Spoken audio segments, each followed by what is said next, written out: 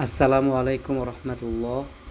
আজকে আমি আপনাদেরকে দেখাবো আমি কিভাবে ছুটির দিনে খুব সহজ রেসিপিতে খাসির গোশত এবং পোলাও রান্না করি। প্রথমত আমি গোশতটা খুব ভালোভাবে ধুয়ে নিয়েছি লেবু এবং লবণ দিয়ে। খুব ভালোভাবে রক্ত ঝরিয়ে নিয়েছি, 7 বারের মতো ধুয়েছি।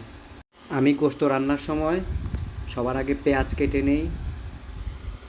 ব্লেন্ড করা আদা এবং রসুন দোকান থেকে কিনে নিয়ে আসি এবং বাংলাদেশ থেকে আমি নিজে একটি মশলা প্রস্তুত করে নিয়ে এসেছি। সাথে একটু রাঁধুনি গরুর গোশতের মশলাটা ইউজ করি। অল্প একটু হলুদ, অল্প একটু মরিচ। খাসির গোশতে রসুনটা বেশি দেই, আদার পরিমাণ রসুনের চেয়ে একটু কম দিই।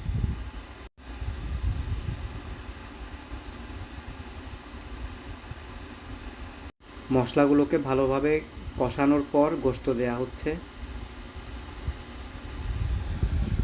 1 কেজি গোশতে সাধারণত আমি 1 চামচ লবণ ইউজ করি, মাঝে মাঝে একটু কম বেশ হতে পারে, তবে 1 চামচের একটু বেশি দিলে আমার পারফেক্ট হয়। মোটামুটি গোশত কষানো শেষ হয়ে যাচ্ছে। তারপর প্রেসার কুকারের মুখ আটকে দেব।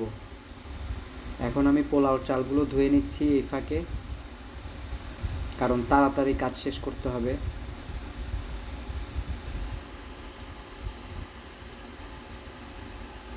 প্রেসার কুকারের ঢাকনা লাগানোর আগেই আমি একটু লবণটা চেক করে নিই। তারপর গরম পানি দিয়ে গোশতটাকে ঢেকে দিব। গোশতে আমি সবসময় গরম পানি ইউজ করি, এটা আমার আম্মা শিখিয়েছে।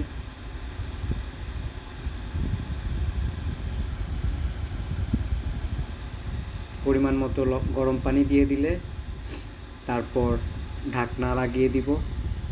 ইনশাআল্লাহ আধা ঘন্টা 40 মিনিটের মধ্যে রান্না হয়ে যাবে।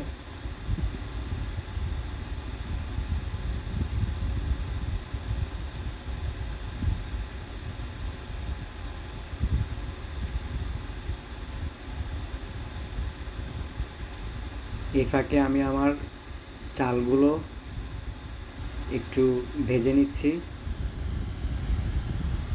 চালের মধ্যে আমি আগেই তেল এবং 1 চামচ লবণ দিয়ে দিয়েছি।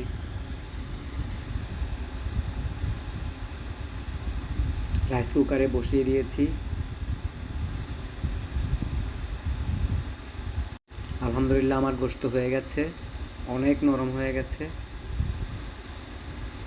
আর একটু শক্ত থাকলে বরঞ্চ ভালো হতো। এদিকে আমার পোলাও হয়ে গেছে আলহামদুলিল্লাহ। এখন ইনশাল্লাহ খাবার দাবার খাবো।